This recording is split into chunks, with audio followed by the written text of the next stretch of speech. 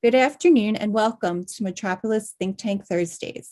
I'm Tina Brennan. I'm the Vice President of Marketing and Events at Metropolis. Today, we're very pleased to be hosted by HOK, who will be discussing how organizations can anticipate and design for the needs of tomorrow's workforce post-COVID. Hosting an event like this requires the support of great firms like HOK and our incredible sponsors. So we like to thank Growy, designing and engineering innovative water products for bathroom solutions and kitchen fittings, the International Well Building Institute, share your commitment to advancing human health and well-being in buildings and communities with IWBI Well AP credential, Mannington Commercial, crafting flooring with purpose for more than 100 years, Material Bank, the largest material marketplace for sampling in the architecture and interior design industry, National, dedicated to delivering environments that inspire employees, drive productivity, promoting engagement, ultimately creating a happy workspace. Umbrella Contract, commercial performance fabrics engineered for the most demanding spaces, and Trenway, dedicated to building beautiful products that create better places for people to work and enjoy. And now I would like to introduce today's moderator, Metropolis's editor-in-chief, Avi Rajagopal. Take it away, Avi. Thank you so much, Tina. And thanks everyone for joining us today. I really appreciate all of you joining us for today's Think Tank Thursday discussion.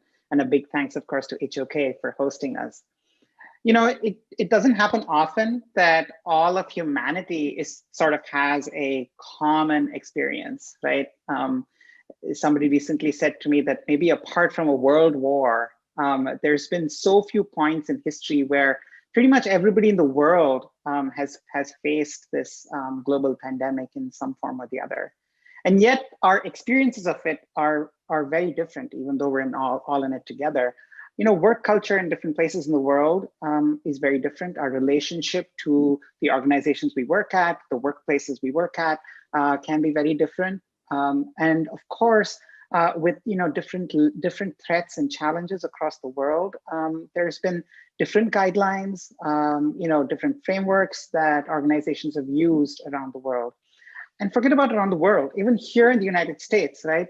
People who are working in Texas have had a very different experience from folks who might be working in New York or Chicago or San Francisco or in Miami, right? So it presents a very complex situation for organizations who have a global or even a national workforce, right? What rules and what norms apply in different places? How do we make sure that employees, no matter where they are supported in working not just safely, but also in rewarding and purposeful ways? We have a fantastic group of panelists here today to help us address just that.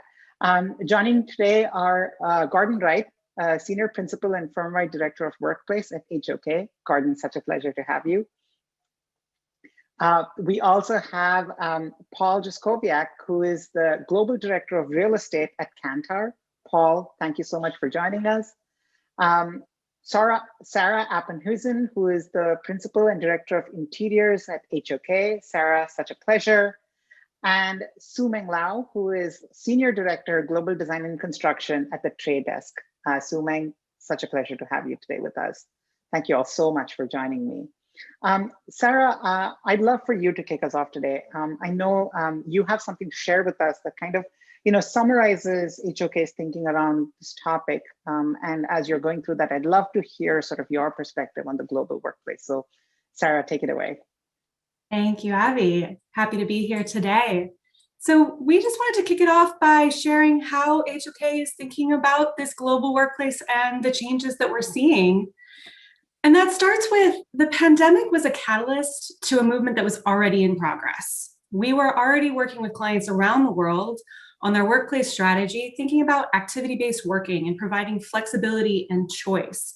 And the pandemic really just catapulted that to the forefront of everybody's minds.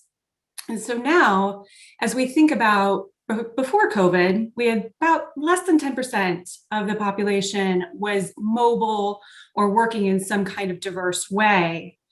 And all of the data that we're seeing coming in is that as we look to the future, there's going to be a variety in how many days per week people would want to be in the office versus working from home, ultimately resulting in about 25% of the population anticipated to be mobile when we do return to the office. So what does that mean for the workplaces themselves? So the first thing is that they have to do more to support positive engagement and a good experience for those employees. We've all proven that we can work from home. You've all heard that at this point. But if I have to get on a train and commute to the office, if I have to go meet with people, what's the real impetus? What's the draw for me coming in? And so we have to think about how those workplaces support a brand, support a culture, provide people with the tools, the maker spaces, the different types of conference facilities that they didn't have in the past, that don't have at home, that will shape the future of those workplaces. The other big element here is the rise of safety, health, environmental well-being, and its impact on those real estate decisions. So what we mean by that is that safety, health, and wellness has always been something that's on the radar of the teams. But now it's at the forefront of CEOs and corporate real estate decision makers' minds as we look to, as people are returning to the workplace, does that commute have an impact on whether or not you're using an urban setting in the future or a suburban setting? And these are the kinds of things that are keeping CEOs up at night as they think about their future real estate decisions. Right. Thank you so much, Sarah. I think it's just great that you've set the stage for those two kind of polls on this, right? So one is that there needs to be a resonance, a meaning, a purpose to place, to workplace, of course, and also that there needs to be a sort of rigor in terms of health, safety, and environmental well-being, as you said. The things that kind of underlay that meaning and purpose and make a workplace useful. So it's really great to have sort of those two poles in mind as we continue today's conversation. So thank you so much for that. A quick reminder to our audience, as Tina said at the start of this program, we are taking questions throughout today's discussion. So anytime you have a question, please drop it into the Q&A box and we'll pick it up in a few minutes, okay? So please keep those questions coming as you hear from the panelists today. Sumang, I'd like to come to you next. So of course you heard Sarah talk about just a broad scenario, right? This transition, from pre-pandemic to during the pandemic, and now, of course, as we're hopefully looking at a horizon with vaccination and good vaccination percentages in a few places in the world, different regulations coming in place in other places in the world, there is some of that, remote work population that's here to stay. At Trade Desk, you've long had a very successful remote work program. So has the pandemic really changed your workplace strategy? And if so, what are your priorities now? I mean, are you thinking about this in a different way? Yeah, it's definitely impacted us. I think, as you mentioned, and from just talking to different people in the community with HOK, designers, project managers, I think we were definitely more prepared than any other company in the sense that we're actually location agnostic. We will hire people from anywhere around the world to do a job and less bounded by that they have to have a department in a certain location, right? So, but at the same time, we're a young company and you can't run a business and run a real estate department if you don't have deliberate intentions and strategic intentions. You can't just open up an office in Costa Rica because somebody really wants to have work from Costa Rica.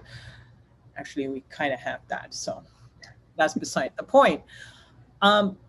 So we're trying to find that balance of rigor and intention, yet have incredible amount of nimbleness in how we can pivot and change, because it's the nature of a younger tech company. You have to be able to absorb change. So I think one of the big changes that's happened even in the last year is being more deliberate and strategic.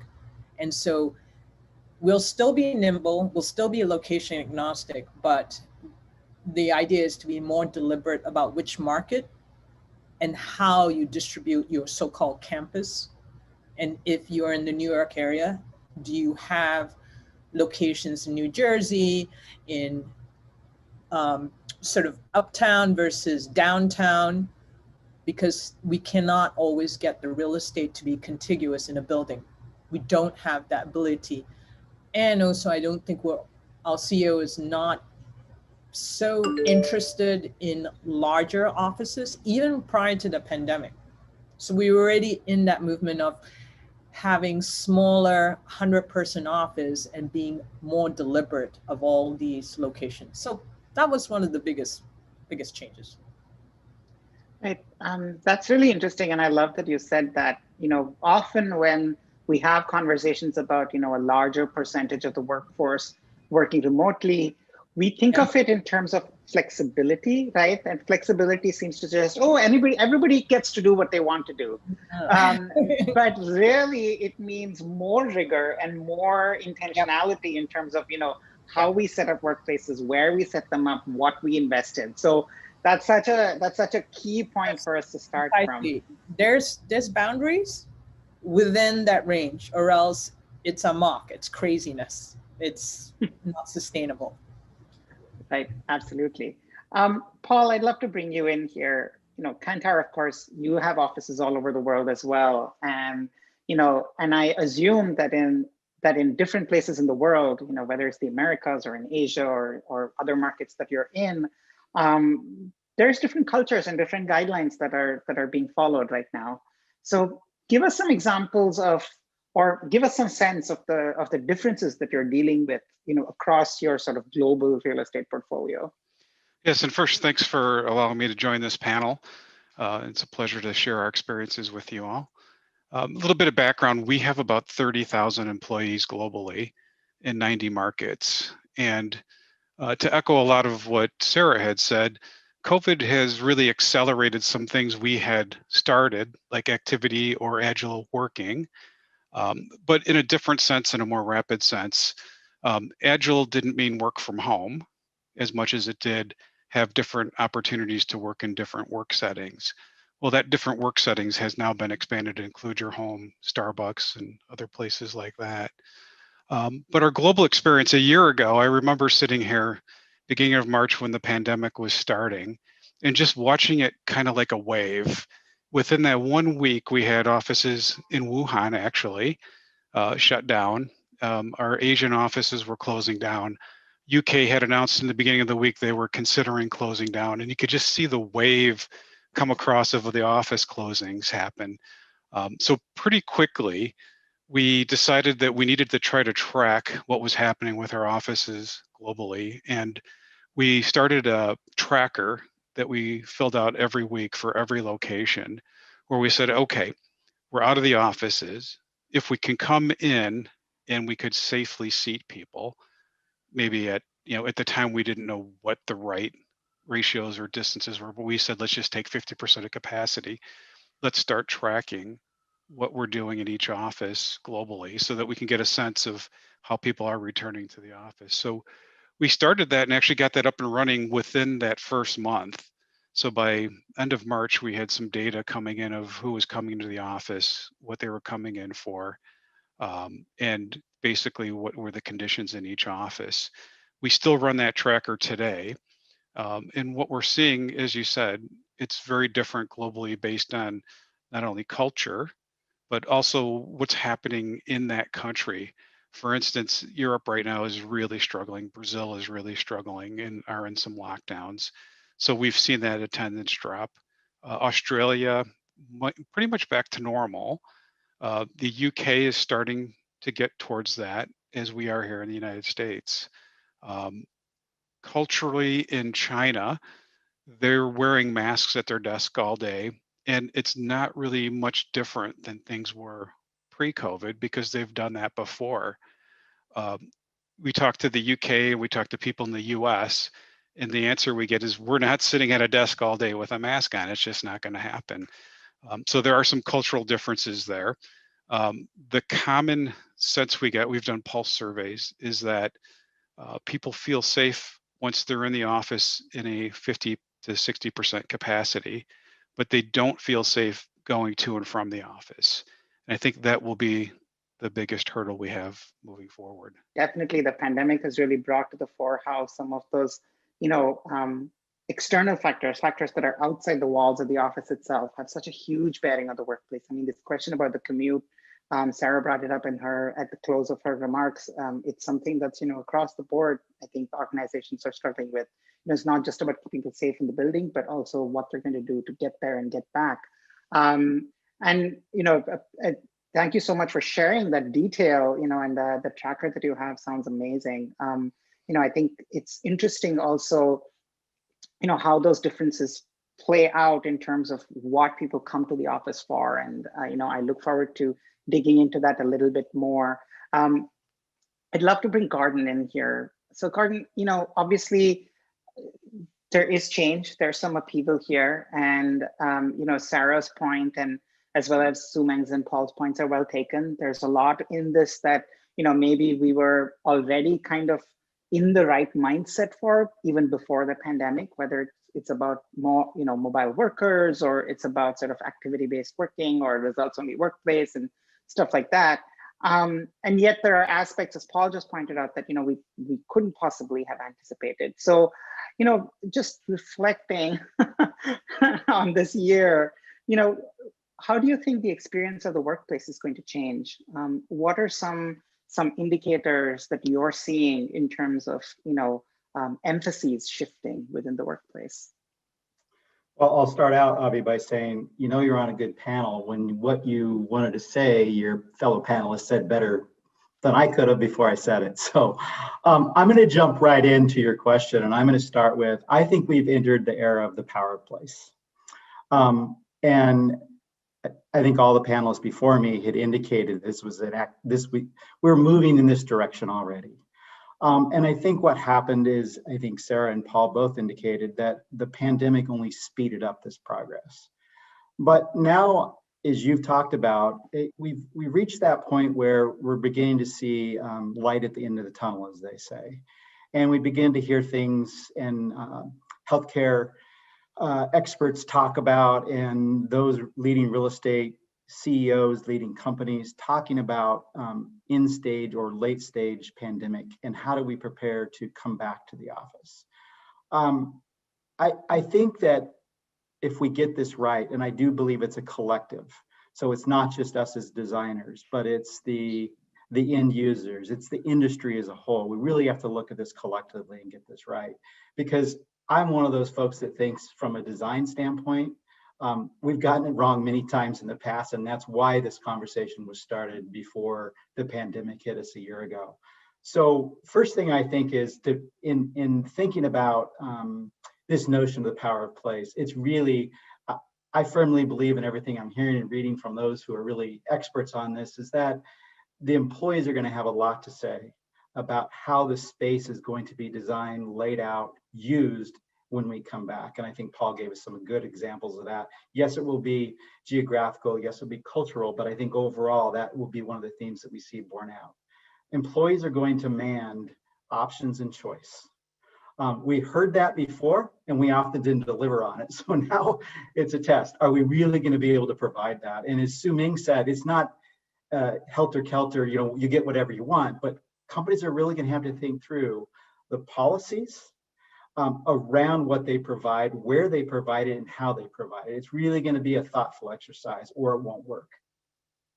I think setting in locations, work settings, we're going to have to provide more of those, but we really have to think about the location. So as Su-Ming said, in their organization, they don't like to have spaces holding more than 100 people. That will probably have to be tested. Not saying that it's wrong, but those types of policies or thinking will be tested when we come back to the office.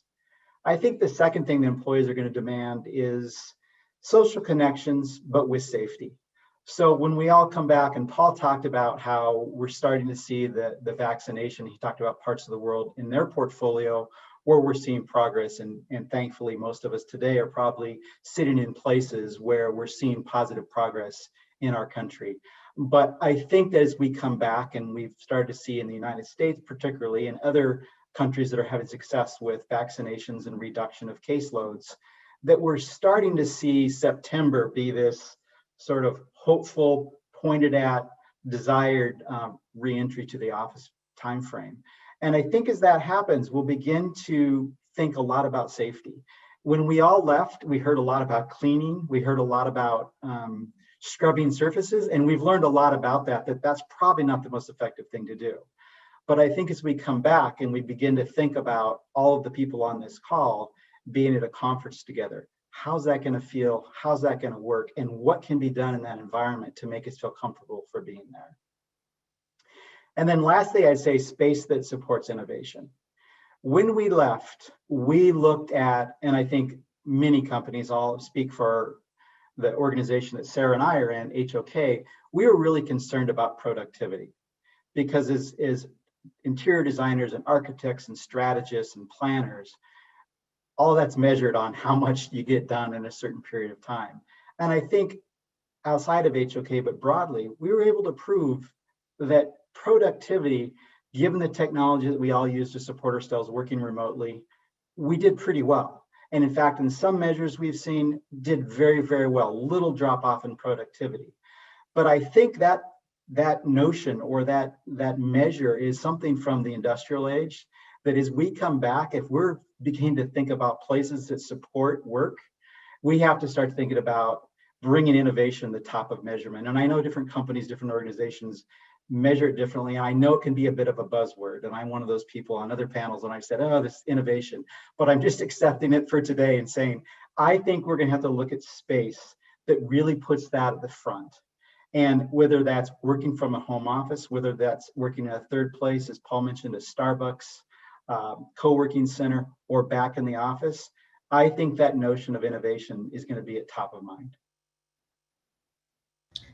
Can I just piggyback on what you just said, Gordon? And this is, I'm really curious to see what Paul's perception of that, because one of the concerns we're having at Trade Desk is about measuring, and we're a data company. So out of anything, if I could convince all the senior people, all the big players, including our CFO, to fund certain things, is data, right? If you have data to prove something, all the more power to you. But it's definitely a challenge, especially in the United States, in issues of privacy, of what are you measuring? We're very sensitive about that. And when is the data really good data?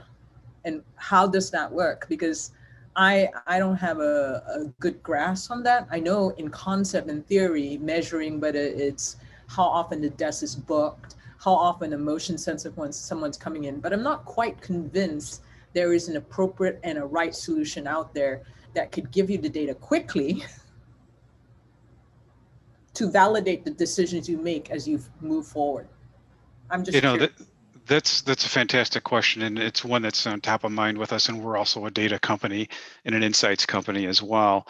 And we started looking at these utilization software products available to help, what are you coming to the office for? Are you coming to book a desk to work? Are you coming to collaborate? Are you coming into the city because you have a client meeting and need a desk? And one of the things we've all agreed as a team, a real estate team, is that this data is hugely important to us now, more so than ever. We've always approached an office design as we had certain metrics that we would hit, for X amount of 4-person conference rooms per so many people, and we just built it and that was it. But now we're thinking we need to understand, what is it that you're coming to the office for? And then we need to adapt the offices to suit that. Because we've proven, as we've all said, we can be productive at home. And like myself in a global position, what is there to attract me to the office when my senior report is in London? So having tools at the office. And I think this is where technology is going to be at the forefront. We had a joint meeting with IT recently to talk about this, and that in the past, when we designed the office space, we often did the physical space first, and then we brought in IT later. We really believe now that we have to lead with IT in these discussions and understand what are the tools that our people need, and then let's design a space around those tools that'll make it useful for people. And one other point separately of that Gordon mentioned, the health and safety piece I want to bring up because I think it's important. Before the pandemic, we've had health and safety kind of haphazardly across the globe. Some places more organized than others. At the very least, there were local buildings that did fire drills or escape things, but it wasn't really at the forefront.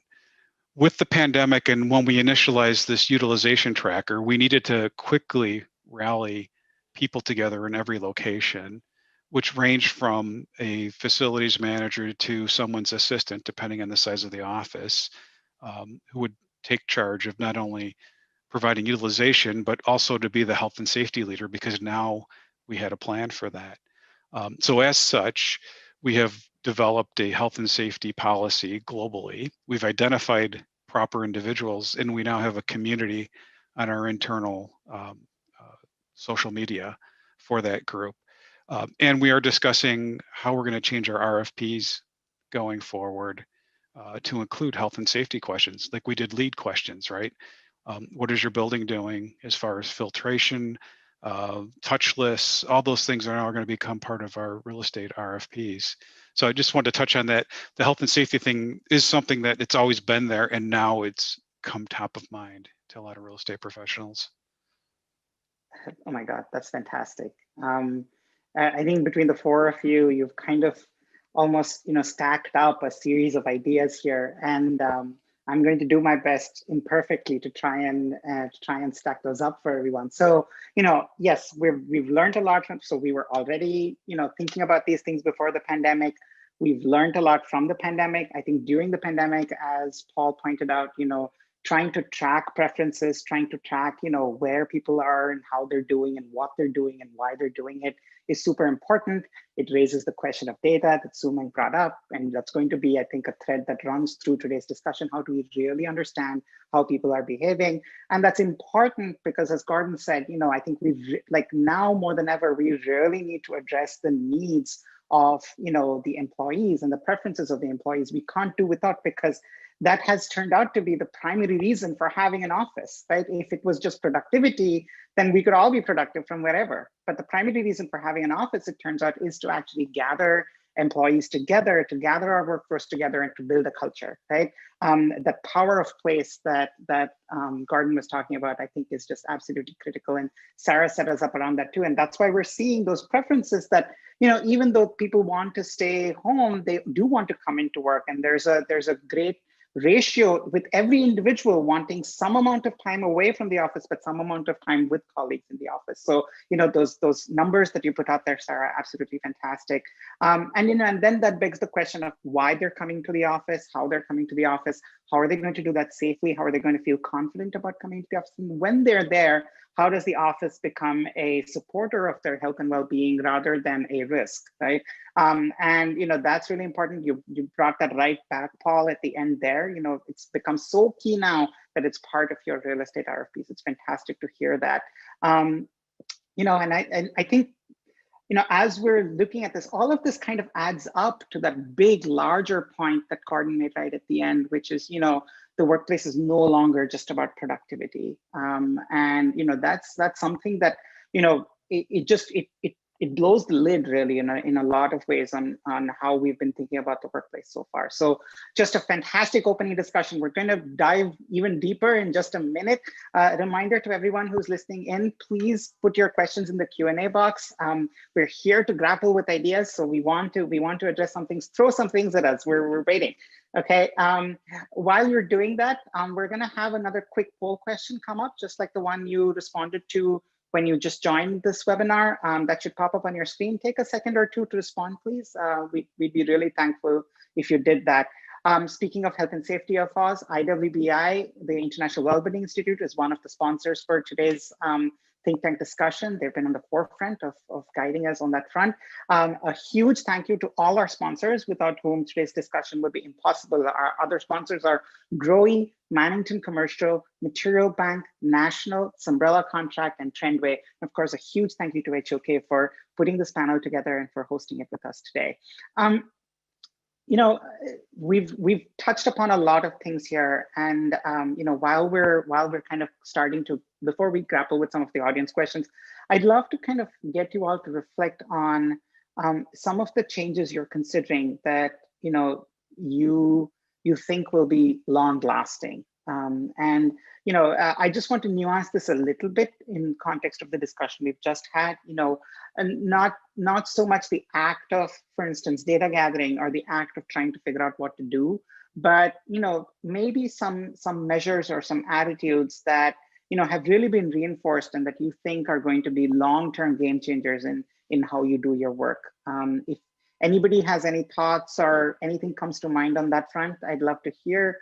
Just some quick bets, some long bets would be great. Well, I will say, as far as agile working in place of work, we had been working towards 70% seats to heads in our locations, and we've had unassigned seats in our new facilities. I think, the permanent change on that is that we're going to probably push that number, and it's going to be pushed not in just a general sense that we'll say 50%. I think it's going to be pushed based on function. And, perhaps there's classifications. If you're client facing, maybe you're a 50% because you're only coming in to collaborate. If you're operations, depending on whether you collaborate as operations or you're home doing data sheets, we'll classify people. But I think overall, that'll probably drive that number down. So I think a permanent change is that we're going to see occupancy rates go down. I think it was mentioned earlier that the power, if you will, has gone from the employer to the employee in deciding how is best to do your work. So that's a huge shift. And I think, to the points made by HOK, the office has to be a place or a destination for purpose when you do work. And there needs to be a drive to come into the office as well. So I think a permanent change on that will be listening to the employees' needs and actually, trying to make that office more experiential for them than just a place to go work. Mm-hmm. And a huge tie into that is the technology that we're providing for people. If you're going to come into the office, we've all gotten used to this format where we can see all of each other on the screen, as well as whatever content's being presented that day.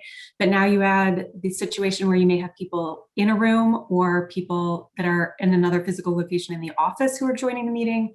How is the technology all coming together to support that and other virtual ways of working, whether that's smart whiteboards or any other kinds of technology that's just in its infancy at this point, that's going to get integrated in the space. And that's really the employee facing technology.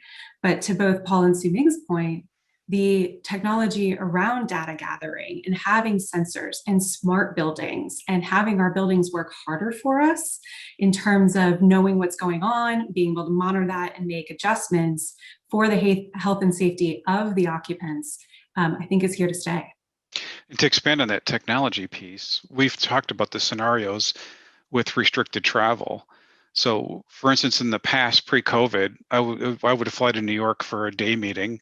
And Sarah, you were at some of those meetings where we'd fly out for a 2 or 3 hour meeting and fly back to Chicago. I don't think that'll happen again. And we envision client meetings, perhaps in New York, where the client might have 5 people attend, where 3 are in city and 2 may be somewhere else. So how do we make that experience better than this experience that we're having here, or make them feel like they're in the room with us? So that's where technology will definitely play a huge role. I vote for coffee and really good snacks. That's all I get. The importance, we're very generous at Trade Desk with what we call the social hub. We don't even call it a pantry, it's a social hub, and it's very intentional. Our CEO says it's really important. There's only one kitchen in the house, and it's in the center. right? So if you have multiple floors, it's still only one kitchen, because we don't want the kids going off to the other kitchen and creating a ruckus. We want them, everybody into, and we're going to have that water cooler effect. And a big part of why do we work at home, I think we can all agree, is the mentoring. It's learning from others, right? It's very hard to learn on a Zoom call, and mentoring is really important, especially if you're a young industry, which is what Trade Desk is. But to all your points about client meetings, technology, I think it definitely is. But I don't know, if I had to put my bet on it, I don't think it would be a dramatic shift where we're going to go into like those first person video conferencing setups that Cisco was, getting us all to buy in telepresence, and everyone was going to spend $40,000, $50,000 per room, right? That's not sustainable, and putting that everywhere. But I think if you can get the physical space and the ratio, which I think that's great what Paul was saying about the 70% ratio of seating. I wish our company we're not quite ready for that, but I think that is the sustainable solution, to free that up so that there's more meeting rooms, more scrum rooms, more collaboration rooms, and less desk, because that's the only way to allow you to have that flexibility to change how the spaces are used. I'd double down on what Su-Ming just said, that last piece, and that's what I was thinking of, is gathering places are going to really rise in their importance. And I think as those of us who are in the design industry are going to have to think about thoughtfully with our clients of how we use those spaces, and then how to make them special. And special is a big word, but how do we make them a place where people feel comfortable, one, but feel supported in the activity we're asking them to partake in those spaces. And I love your idea that you shared the other day, Su-Ming, with the one kitchen in the house.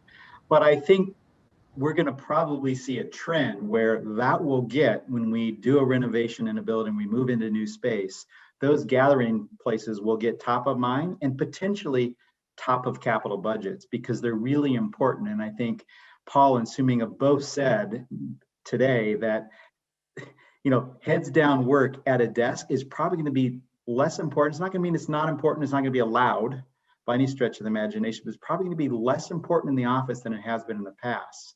And we're going to really need to support those times where we need people to work together to collaborate. Because again, if we want to be, back to the point earlier, if we want to be productive, we don't need an office to be productive. We've really proven that.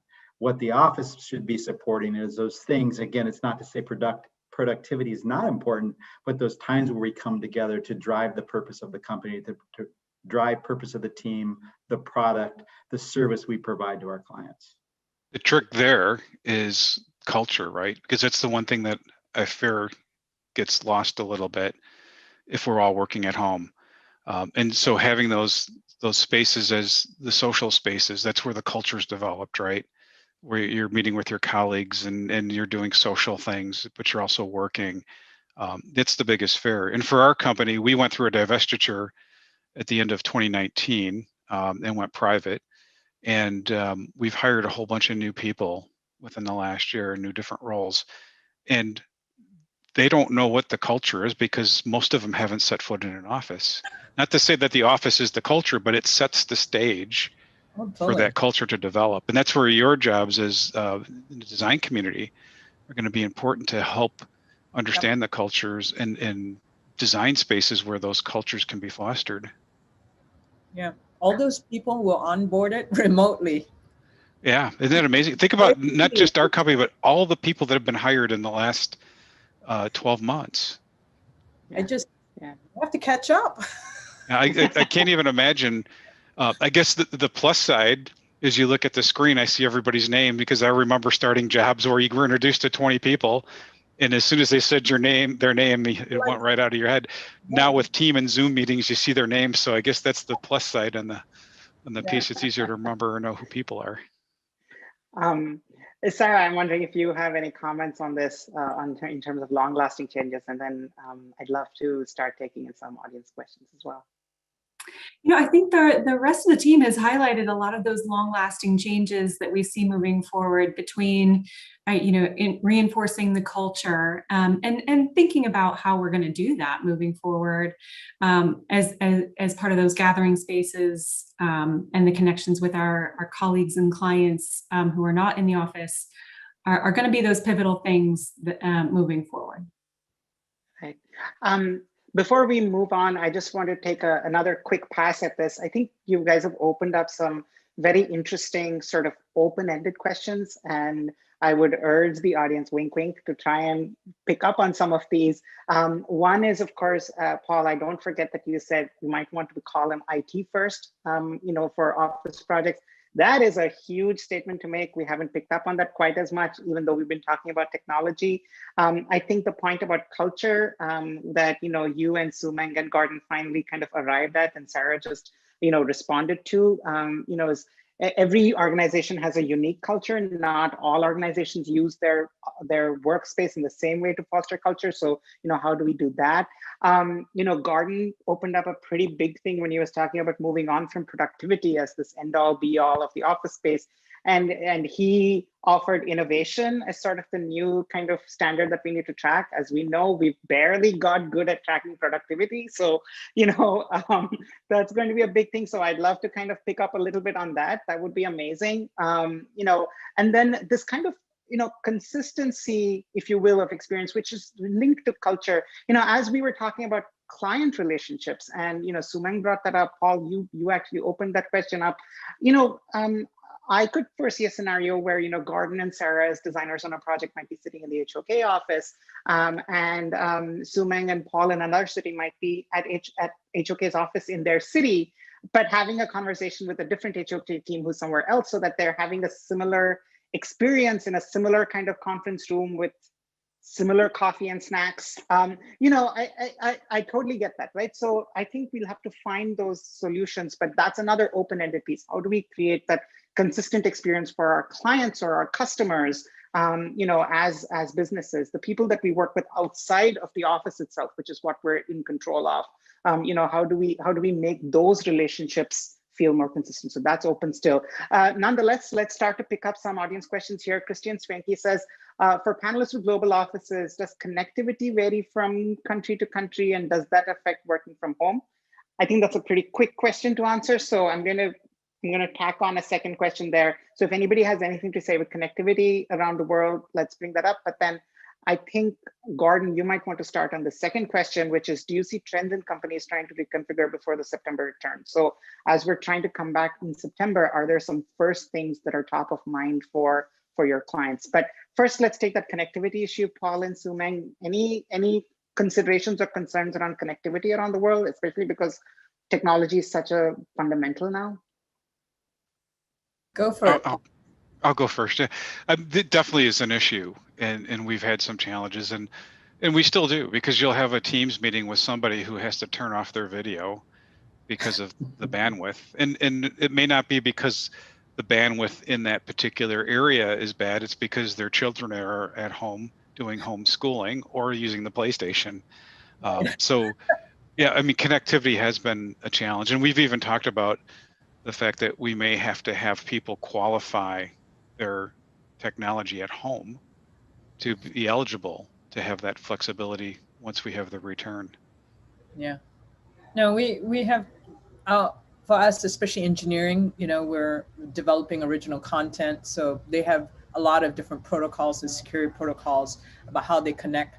And even sometimes their towers are at home as opposed to, going through the cloud. There is no one size fits all. I mean, a big part of it is when, we're not as big as what Cantor is. We're about just under 2,000 people, but we're across 23 offices around the world. So we don't quite have that scale yet, but we have to get consistency in the technology and the connectivity, and how you connect to the cloud has to be consistent, and working with IT. IT has to scale up together with the real estate, and both have to be on par to get us to that next level, but we're not quite there yet. So hope that answers your question, Avi. Oh, absolutely. Gordon, I'd like to bring you in on Christian's second question. Do you see trends in companies trying to reconfigure before the September return? So any sort of big, what's top of mind for folks who are thinking about that September date?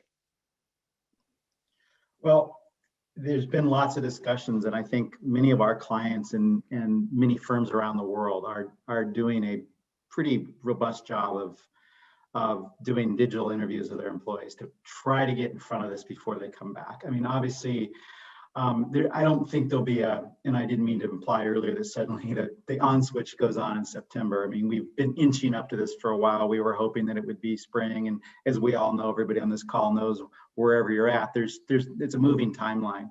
I think safety is going to be top of mind. And I think when we think about coming back, one of the things that has to be solved or resolved or spoken out loud about and communicated very clearly is the steps that an organization, an entity, a building, a landlord, an employer has gone through to ensure that that is in place day one. It can't be something you come back and we'll fix it. And I think that Su Ming and Paul could probably say that better than I do because they're running those facilities. I think the second thing is the solutions have to be in place. And what we're finding is most organizations aren't ready to run out and spend a lot of capital on changing the workplace. We don't really know yet. And I think collectively, we don't really know. I certainly would say as a practice leader, along with Sarah at HOK, neither of us would stand up in this forum and say, we have the answers. We don't. I think it's going to take a collective effort. But one of the things we know that's going to be is experimentation, intelligent experimentation.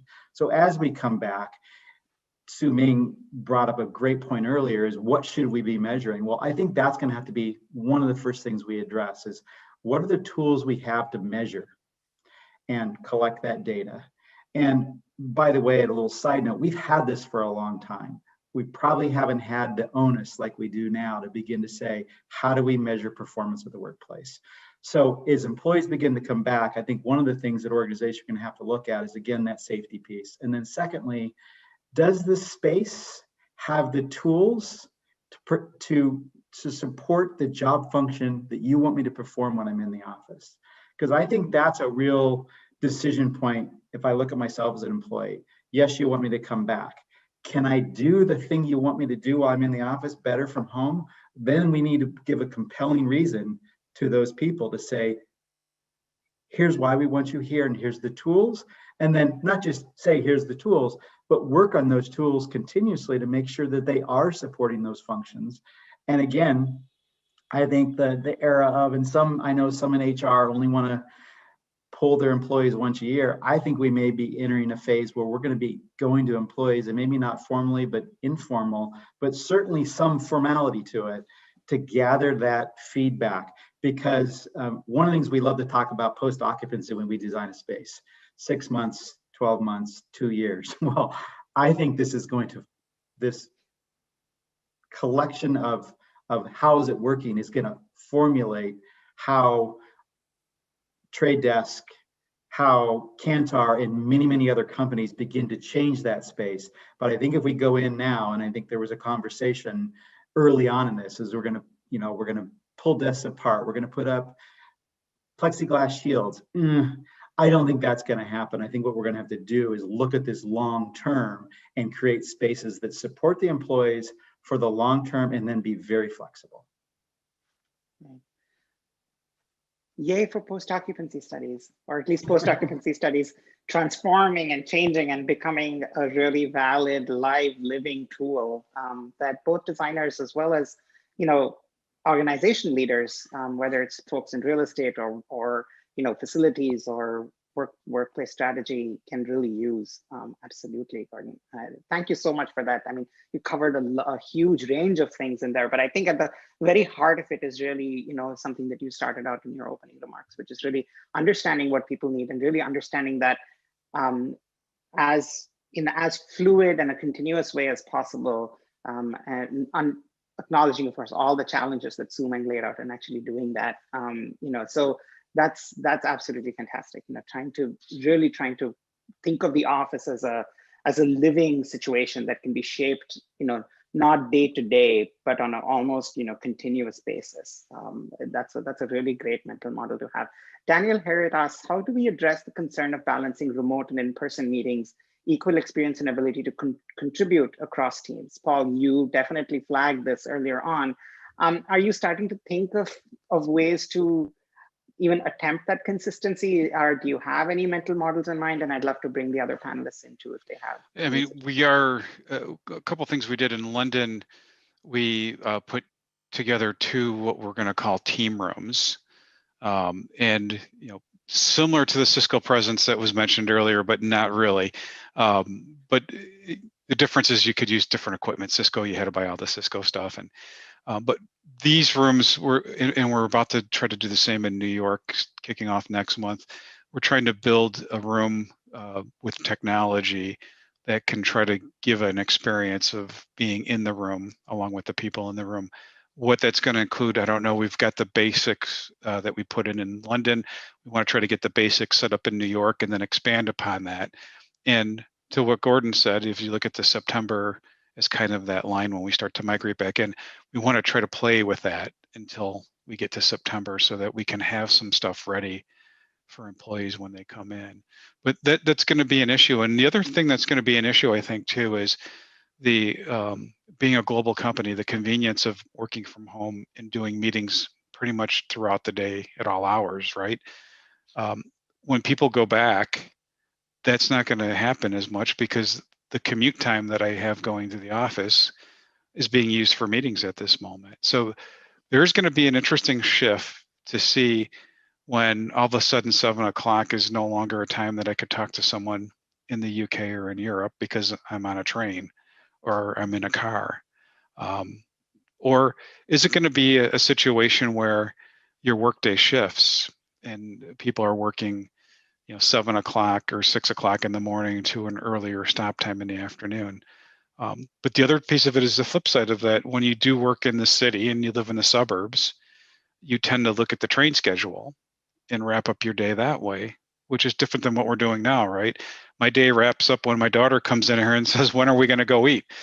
So those are going to be some adjustments too, as far as meetings and it seems like people have been made more available through Teams.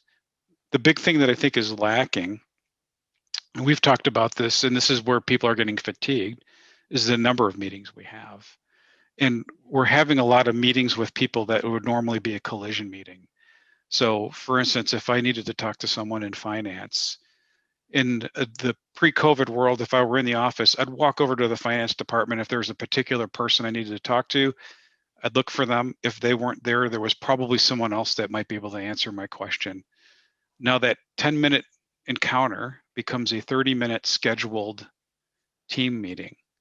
So when we get back to the office, it'll be interesting to see, and this is where the data and the tools we talked about, will we be able to see on our iPhone who is in the office that day, who's booked a seat, and can I go see that person? Or can I look ahead and say, oh, Bob's in the office on Thursday. I need to speak to Bob. So I'll plan on being in the office on Thursday.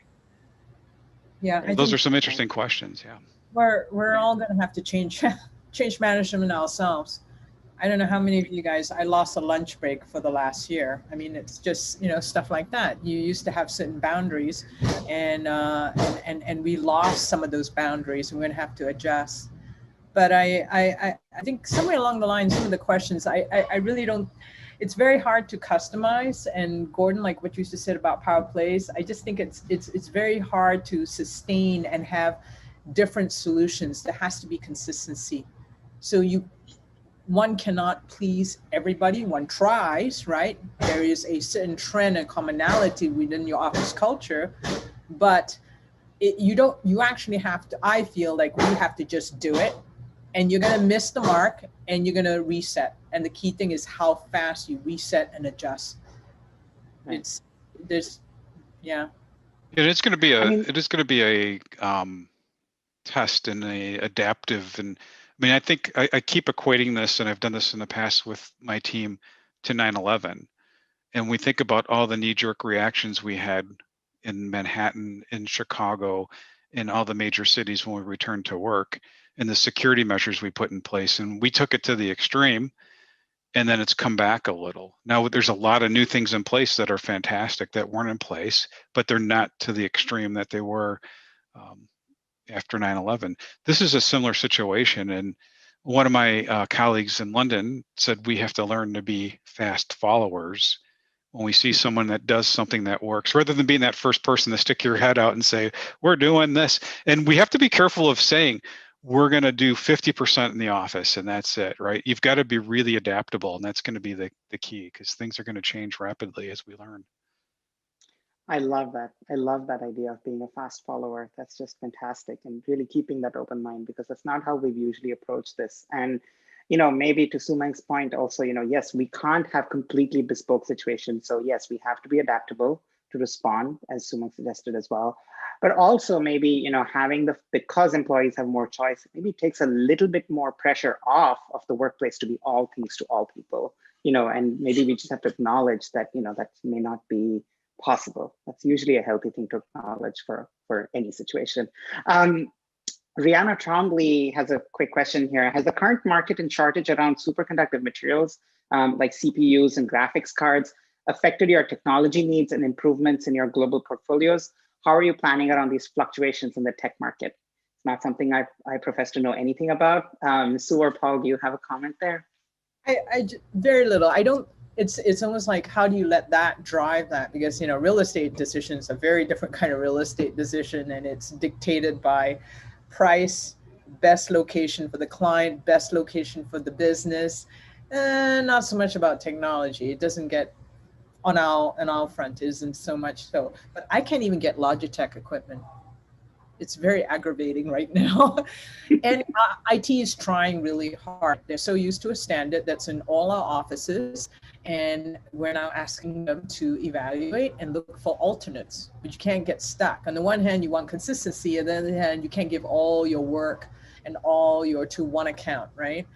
It's there isn't a solution. I wish I could answer that clearly, but that's the best I can. That's fair. The next couple of questions are really interesting because they're kind of linked to each other. So I'm going to bring them up, and then I'd love to have a little bit of discussion about it.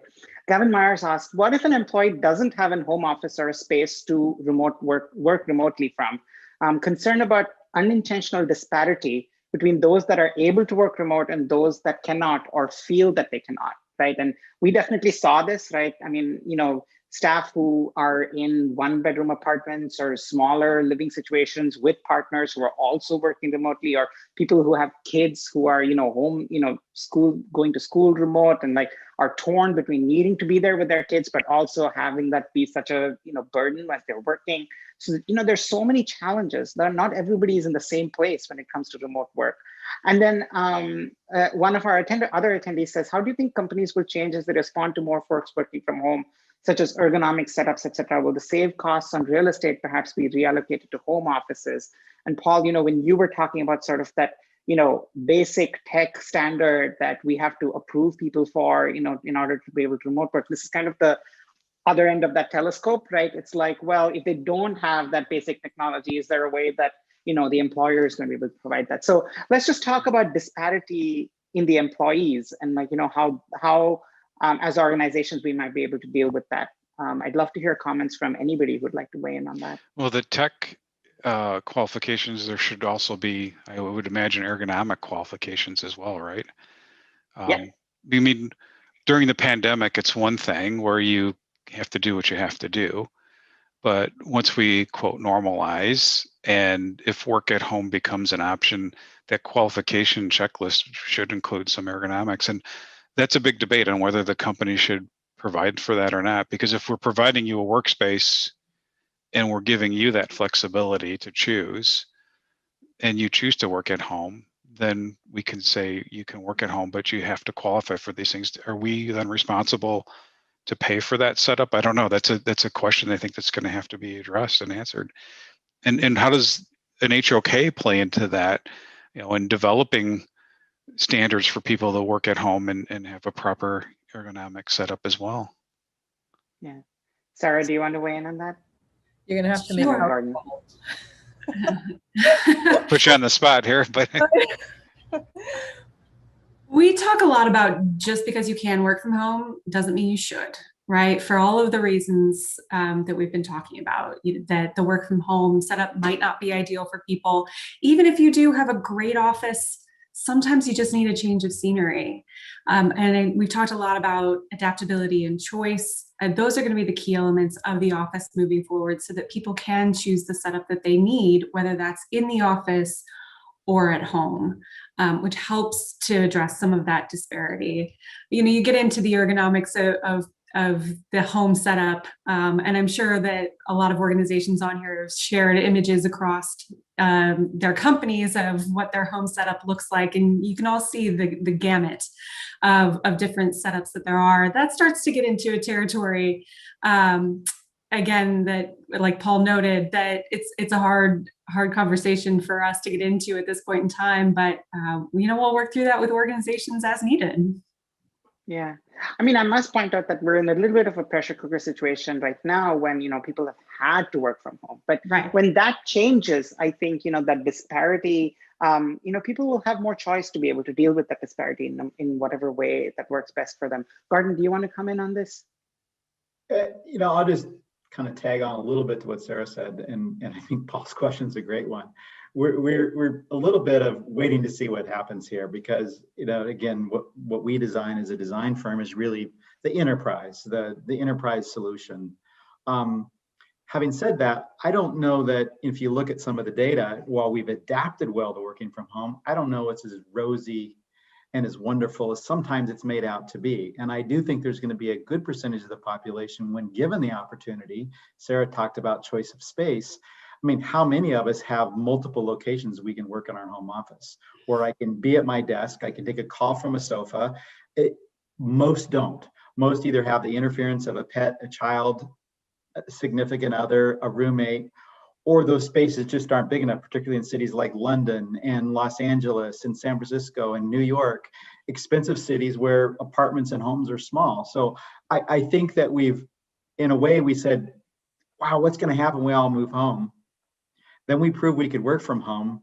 And I think a little bit we've over credentialed home working. And again, even before the pandemic, there was significant portions that was in some of the slides that Sarah showed. There was a significant portion of the working population that spent some of their time working from home. So I think part of what Paul's talking about is really important, and that is about the policy. I think the organizations are going to have to set out policies about distributed work and what that looks like. And if home is one of those distributed points, then what is the policy around working from home?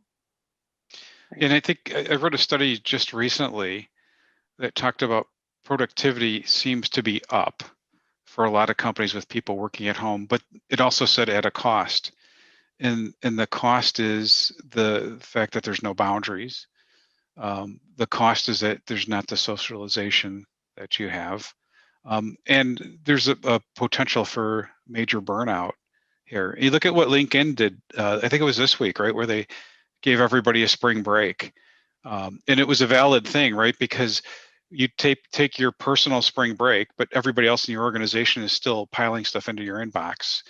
But if you give the whole firm a spring break, that alleviates that pressure right away. It's an interesting thing, because I think it's because LinkedIn recognized the pressure building up on people working from home and the pressure to be productive at home. And I think there's a bit of people trying to prove I could be productive at home to have that right, but they're sacrificing the flexibility that they wanted to work from home by burning themselves out. I'll cite a piece of data that I'm going to get wrong, and if anybody wants it, you can email me. I'll try to find it. But on a panel that I was on earlier this year, someone who does research on ways of working and collects a lot of data said 1 hour on video conferencing is the equivalent of 2 hours of, is the equivalent of 2 hours of working a normal day. So they said, and I said that incorrectly. But so essentially, and we've talked about barriers going away. I think a couple of us have mentioned that. But if we continue to work 8-9 hours a day, and it's all this sort of back to back to back, and I think we have proven we can be productive. I think there's a real toll, mental toll and health toll. You know, at first, I think some people were, particularly in warm climates, they were getting out and walking the dog. They were getting that run or that ride or the trip to the gym before the gyms closed, but at least being able to get outside. I think a year later, there's a real crave for some of that normalcy, to have boundaries around work-life balance that we've allowed because we've needed to. It's been muddled. And I think when we return to the office, I would foresee that, based on some of the data I've seen, we'll probably have a move back towards, you know, I want that commute time to read the newspaper, to catch up on my emails. When I get home to my family, and, you know, I don't want to take any more phone calls. I've had enough.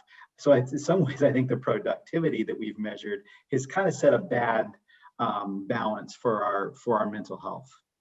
Where the office is not dead. You know, absolutely not. The office is not going away. For all the brokers and the architects and the designers, the office is not going away.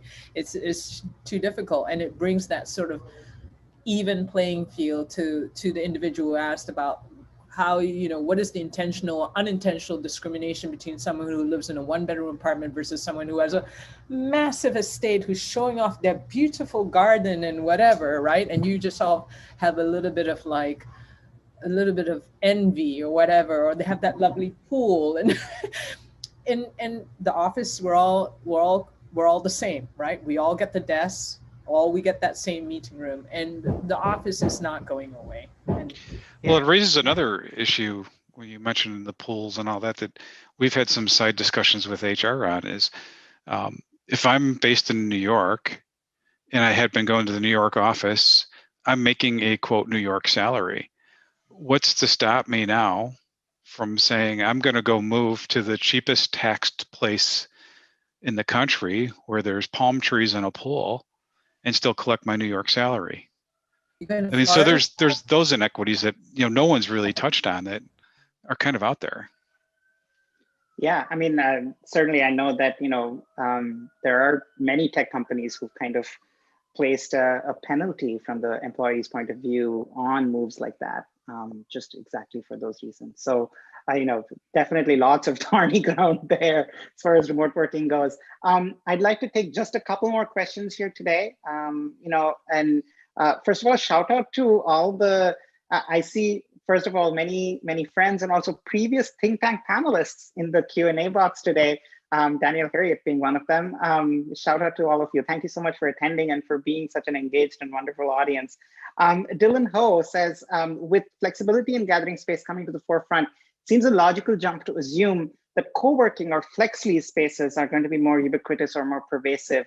Do you agree? And do you think these spaces can be as effective in cultivating office culture? I just read recently that WeWork is kind of working up to a second shot at an IPO, which is very interesting given where we are at the moment. But you know, so flex space, is that on the cards? You know, I had that very discussion this morning with my broker, and it's an interesting thing because they have to reinvent themselves a little bit. But we've got a situation where we've got a lease in Czechoslovakia that, or the Czech Republic, I should say, that we're renewing, and there happens to be a co-working facility in the building. And we had a discussion in real estate around, let's just cut the space in half. And our safety net is that we can utilize the co-working if we get into a growth position here. But we did talk about, it's going to be interesting to see, because, you know, the discussion I had with the brokers that perhaps we need to start getting ahead and talking to these companies about regional deals for on-demand space, and to see what their, you know, let's get an LOI out there to see what their capabilities are. But they do have to reinvent themselves a little bit from the health and safety standpoint and a number of other areas. But I see them more for the flexibility overflow, or for suburban people that don't want to go in the city for meetings, versus where they were kind of going, where they were having these huge 30,000 square foot plus spaces that they were ready made for you. I see that piece going away. But it's the same thing. This is the conundrum you have, right? If work in the office is important, and it is the binding of why am I going to the office, then how do I go to a co-working or a shared facility that is not a branded, that doesn't have all the right coffee machines, the snacks? Or the culture. So, right, and the culture. So you ask yourself, what am I solving? Yeah. Right. So it's not exactly easy, but when you have a certain amount of scale, which sounds like Paul, your organization has, then you can ask yourself, this is where this could be deployed in very strategic markets. But it's not a blanket like, oh, let's make sure every building that we go into has a WeWorks or an hotel, Yeah. so overflow it. It's just not that. I mean, this was just happened to be a convenience, but that then takes the question of what are buildings going to do? And will buildings build their own overflow space, if you will? I would put my, $20. I'm cheap. If I were a landlord in Chicago, New York, especially big cities, and I had some leases that expired or someone couldn't comply, I would create a nice overflow that was branded to your building. Right. I know that's done a really good job, and I would, I think that would be very desirable. I mean, it's really interesting because the last think tank that we had just before lockdown or work from home here in New York, we actually had a couple of real estate folks on the panel who had started their own flex or co-working spaces in many of their properties. So, it's sort of interesting that, that trend had already kind of picked up in New York, before the pandemic. And that's interesting that you bring that up, Suman. It sounds like the next place to go with all of this, but still that question of culture remains. And also it's interesting, Paul, that Paul said that the flex space that they were considering is in the same building as the space that the company owns. And again, so there's also that cushion in terms of culture, right? So you might have a conference room in the flex space, but maybe you can go to a meeting with your colleagues in sort of the branded space too. So it's interesting. That's the balance, right? And that's just by luck that happened. But that is the point, is what are the buildings downtown going to do? Are they going to do something like that where you can have that balance of culture and overflow? If in fact, they're going to have excess space in their buildings and clients are going to reduce and need that overflow. It'll be an interesting concept to see. Right. Gordon or Sarah, any comments on that before we move on? No, I think they both addressed it really well. I think we got sold a little bit that the co-working was the panacea. And I think both Su-Ming and Paul really talked about the pros of it and the cons of it very well. Right. So I'd like to go to what will likely be our last question today. But it's really interesting because it kind of takes the perspective that we've been adopting throughout this panel and turns it on its head a little bit. And I love that for a closing thought. Gregory Louvier says, in creating the optimum workplace, the panel has done a wonderful job, congrats everyone, in developing the case for a purposeful and impactful environment equipped with digital and hand tools to enhance these activities within.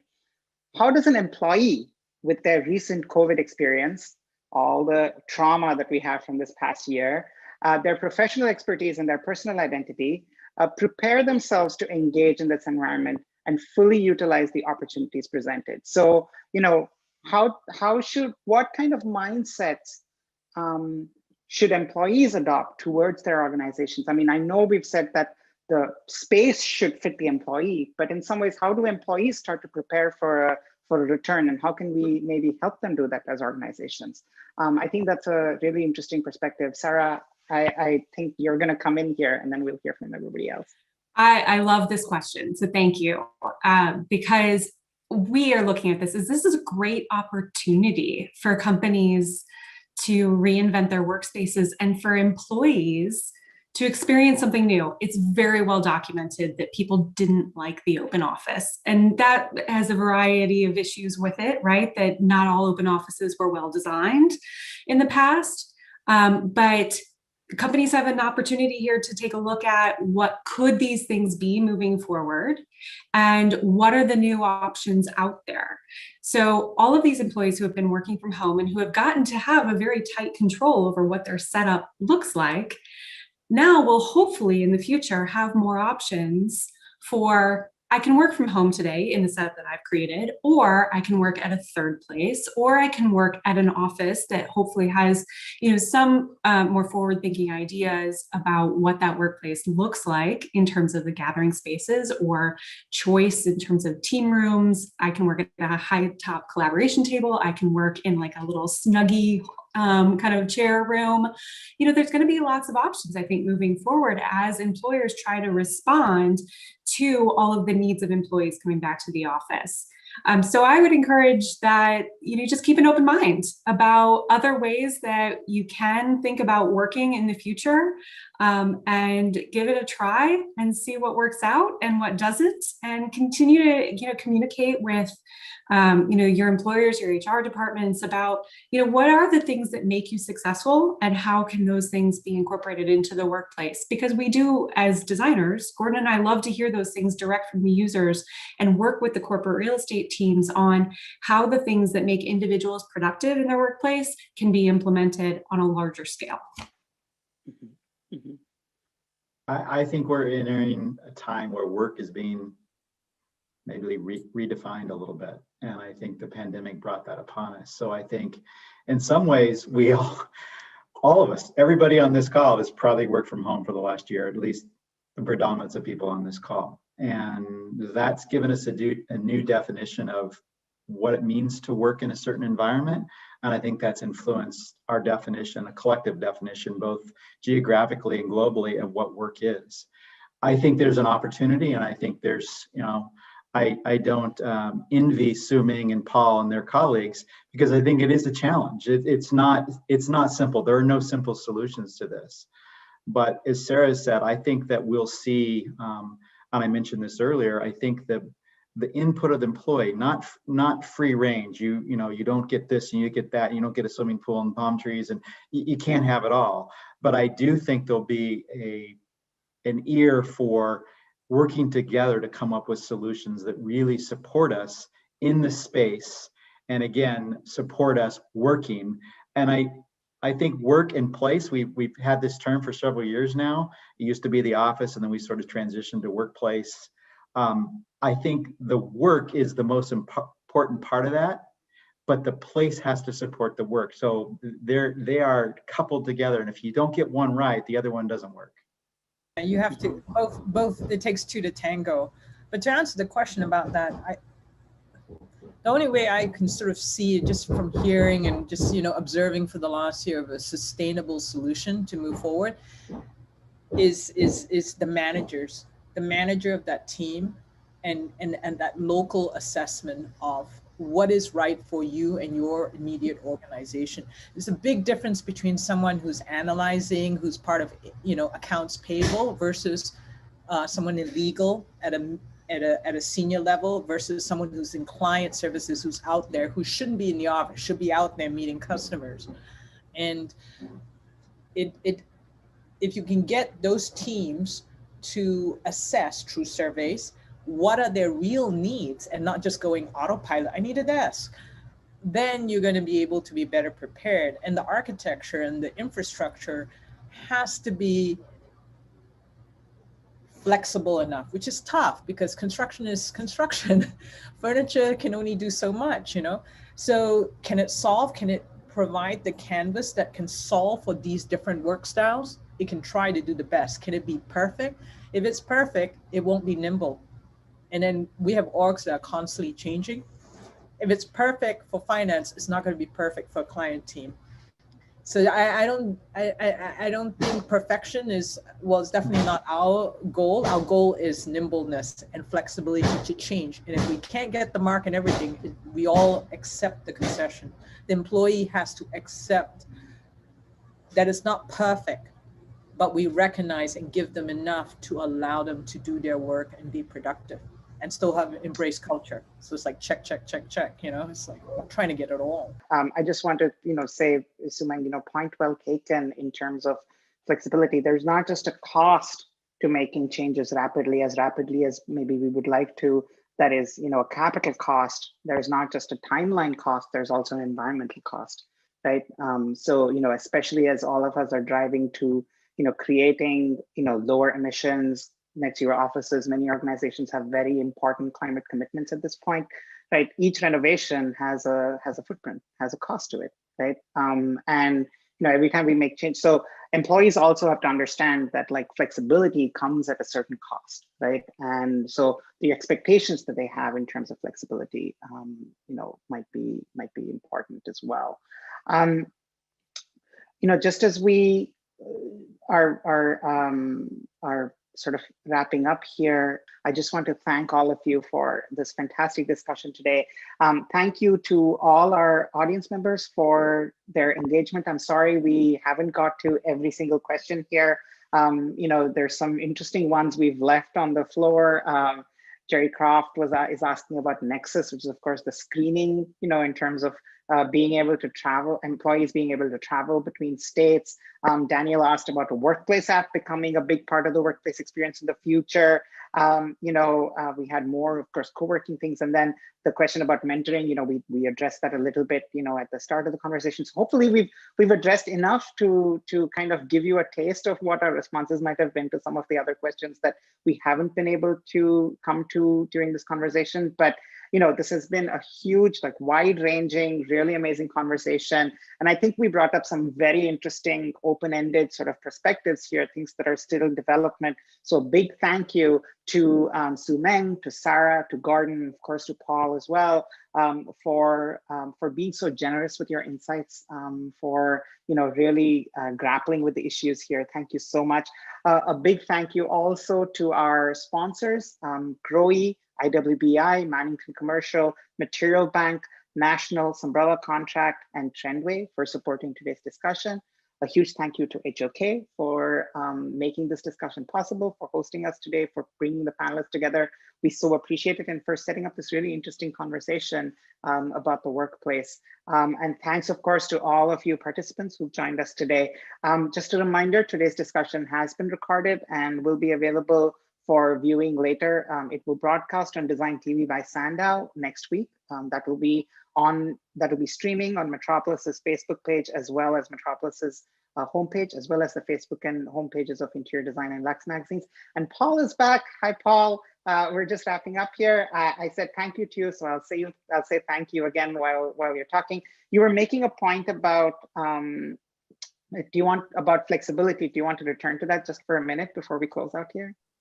Yes, and apologies. We talked about connectivity being an issue, and apparently my computer decided to reboot itself. I have an update that I have to do, so it may happen again, and I'm targeting that. But I was just saying, we think we have flexibility now in the office or pre-COVID, but I think it's nothing compared to what we really need to do in the office flexibility-wise.